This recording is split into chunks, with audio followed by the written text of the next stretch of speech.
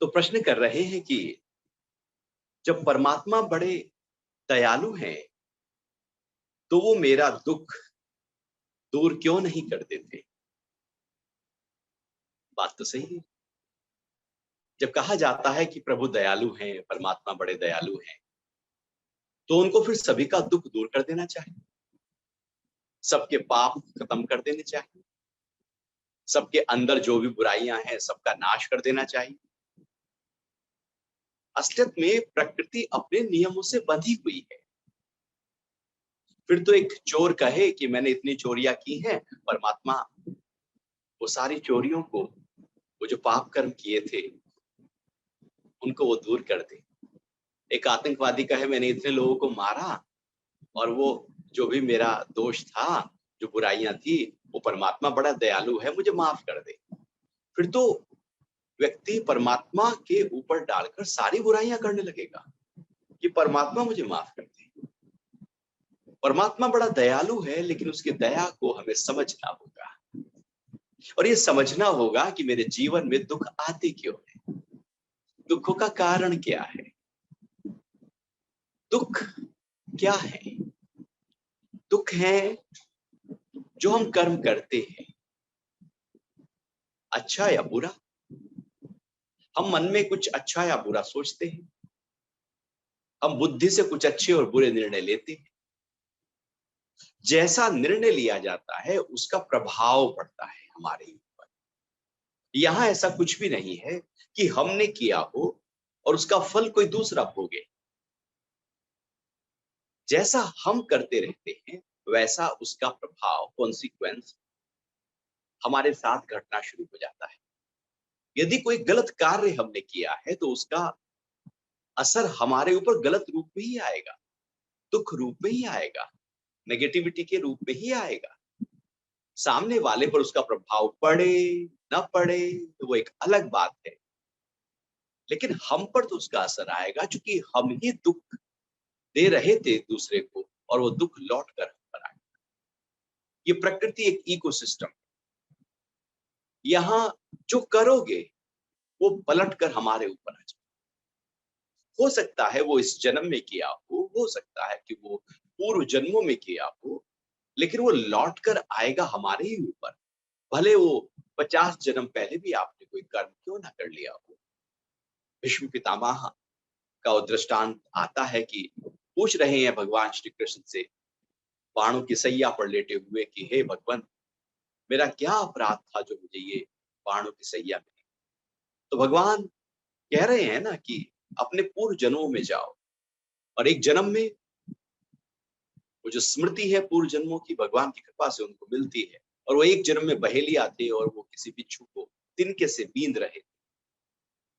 तो न जाने कितने जन्मों पहले ये कर्म भीष्म पितामह ने किया, चित्त में रह गया, दबा हुआ, छुपा हुआ, उभरा नहीं, प्रकट नहीं हुआ, वो पड़ा रहा, पड़ता रहा। न जाने कब कौन सा उठ जाए, हम कैसे कह सके। ये तो प्रकृति है, प्रकृति के नियम है कि कर्मों का फल हमें ही भोगना पड़ेगा।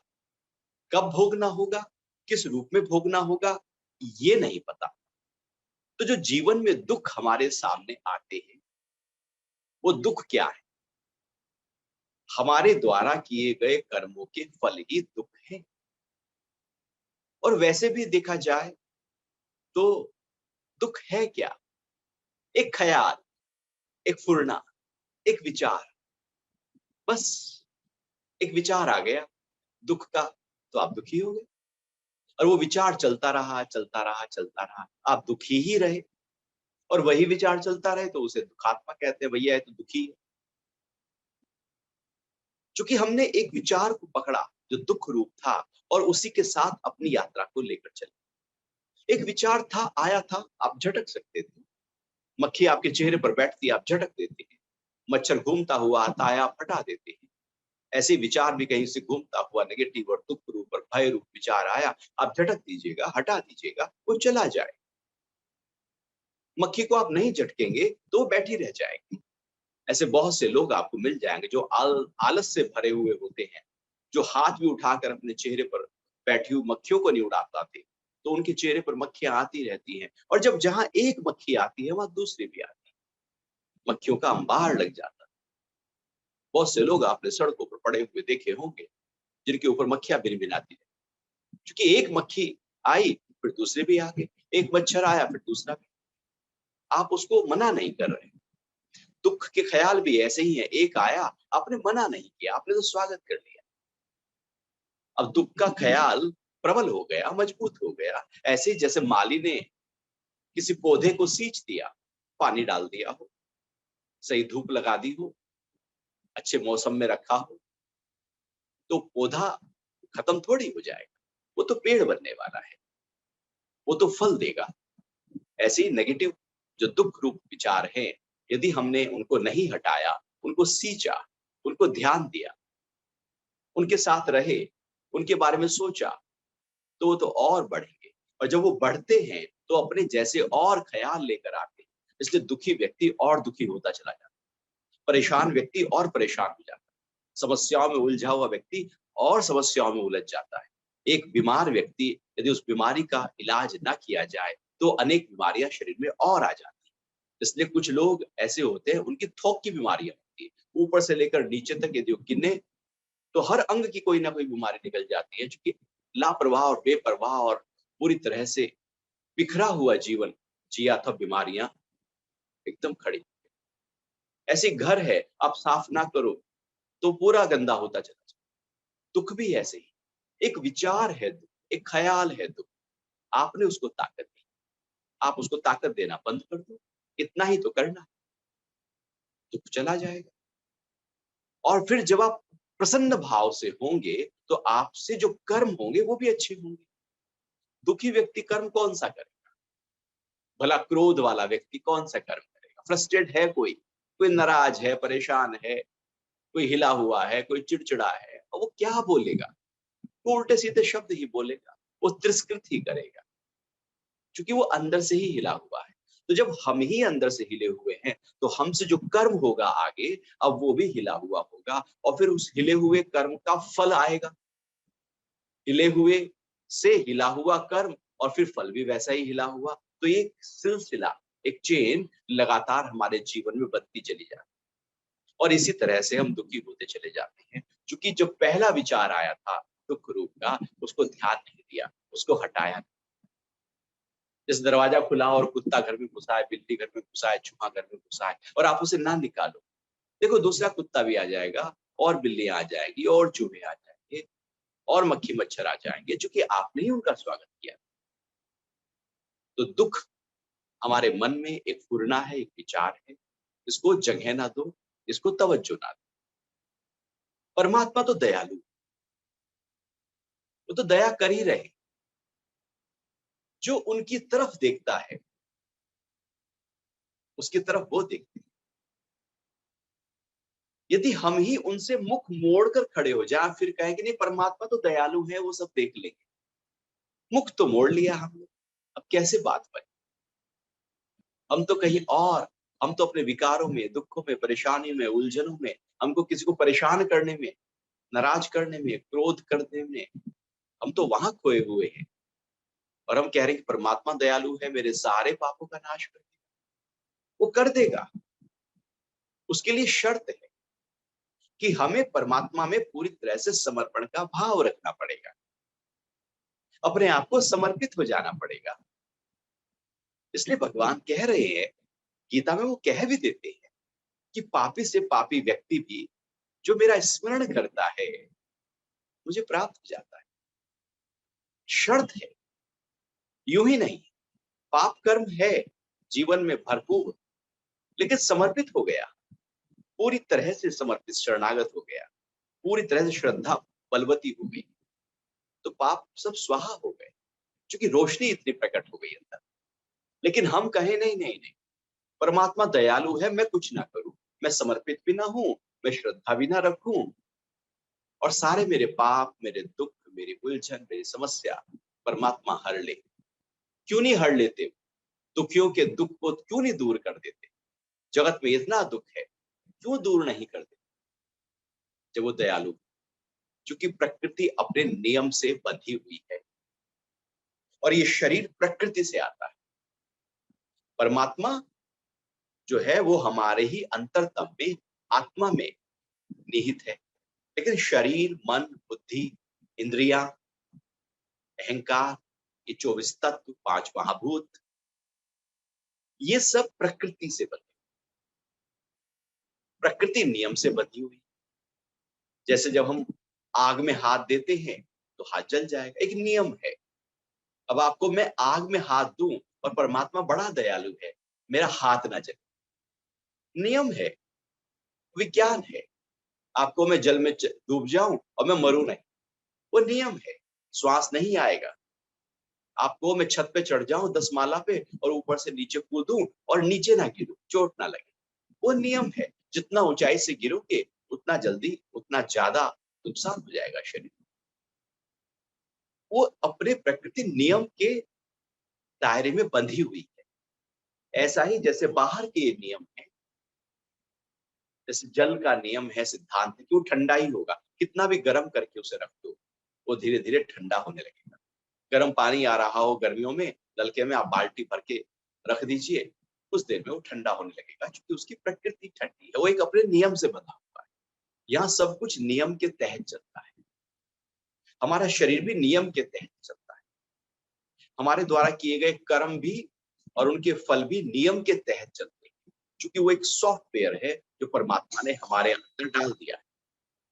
वो सॉफ्टवेयर है, ऐसा सॉफ्टवेयर कि जो कर्म करोगे, जैसा कर्म करोगे, उसका वैसा आपको फल मिलना शुरू हो जाएगा। ये एक सिद्धांत है जिसको कर्म सिद्धांत कहा जाता है।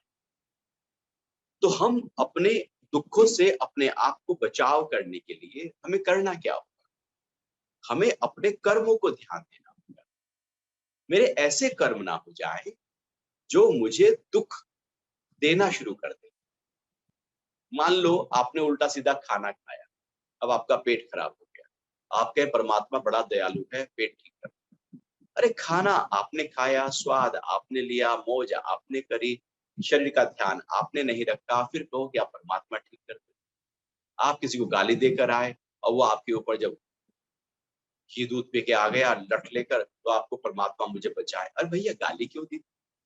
जब आपने कर्म किया तो उस समय तो आप बड़े होशियार थे। वाह क्या मैंने करके, क्या शब्द दिए, क्या मैंने उसे डांटा है, क्या अपना रोब दिखाया है, क्या मैंने उसकी खिंचाई की है, पिटाई की है। लेकिन जब वो अपने समय पर प्रकट होकर आएगा, तब आप कहोगे, तब आप भीगी बिल्ली बन जाओगे। जब कर रहे हो तब देखो कि उसका फल किस रूप में कहां तक घट सकता है, तो दुख नहीं आएगा।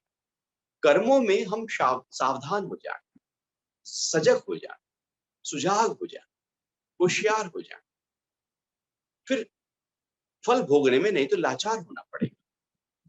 तो कर्मों में होशियार हो जाओ तो फिर लाचारी नहीं है।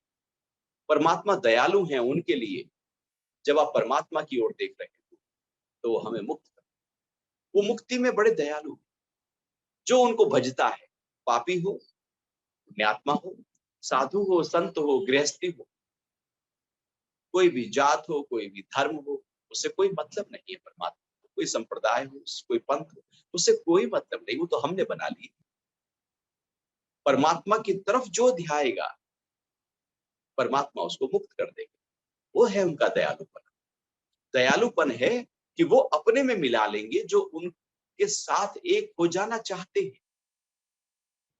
अभी हम एक हो जाना कहाँ चाहते हैं परमात्मा से? हम तो कहीं धन से एक हो जाना चाहते हैं, कहीं पद से एक हो जाना चाहते हैं, कहीं बाहर की प्रतिष्ठा से एक हो जाना चाहते हैं। हम चाहते हैं कि बाहर कुछ विस्तार हो, फैलाव हो, बाहर कुछ हो, जगत में कुछ हो। हम अपने अहंकार में, अपने मनमत होकर काम कर लेना चाहते हैं। परमात्मा की तरफ कहाँ? परमात्मा को तुम तब याद कर लेते हैं जब कोई दुख आता है।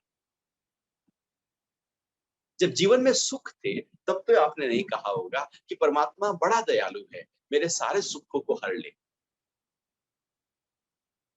केवल दुखी क्यों हर ले? वो आपके सुख भी हर लेगा, सुख और दुख से आपको परे कर देगा। आप क्यों चाहते हो कि सुख मेरे हिस्से में आ जाए और दुख दुख जो है वो परमात्मा खत्म कर दे?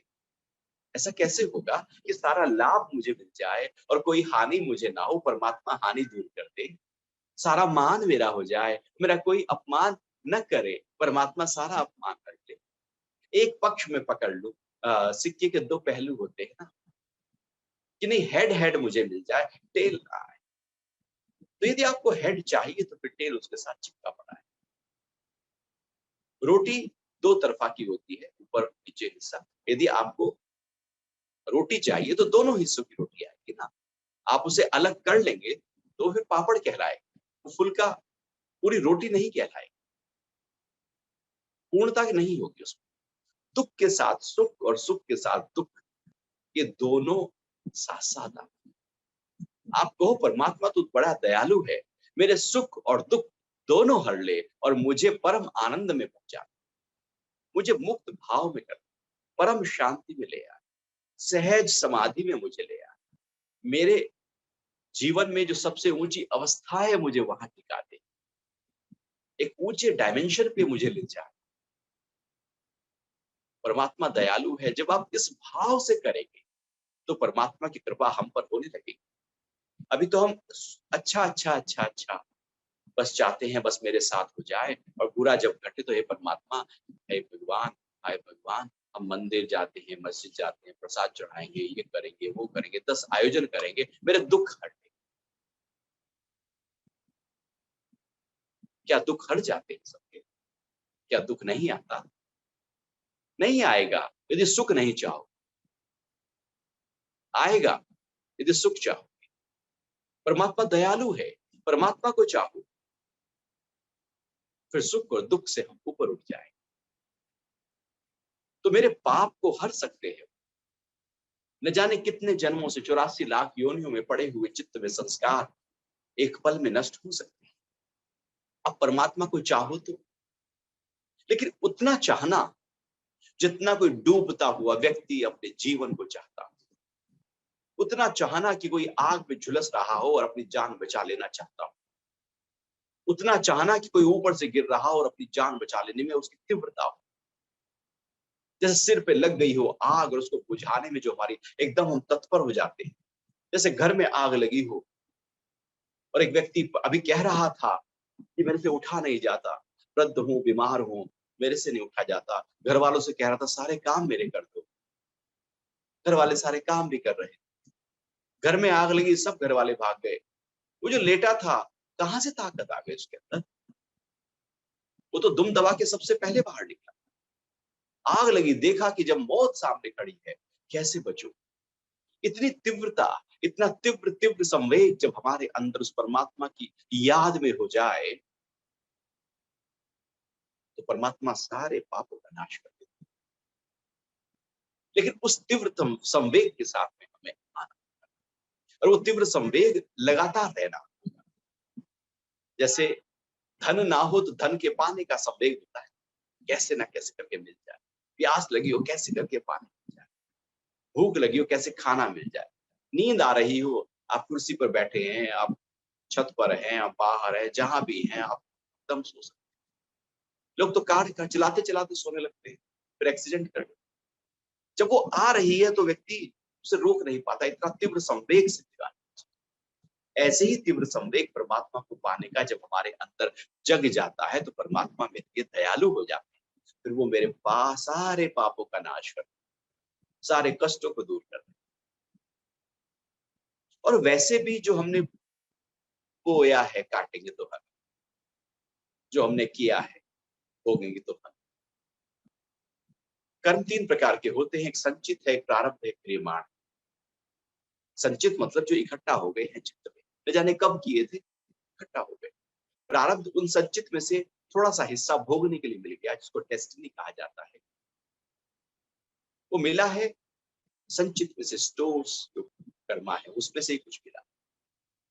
और क्रियमाण जो हम कर रहे हैं, तो जो हम भोग रहे हैं अभी, वो मेरे संचित का थोड़ा हिस्सा है, जिसको डेस्टिनी कहते हैं। वो हमें भोगना ही पड़ेगा, उससे बचने का कोई तरीका नहीं। परमात्मा में जब हमारी याद होती है तो जो भोगा जा रहा है दुख, उसका असर हम पर नहीं आएगा, लेकिन भोगेंगे जरूर।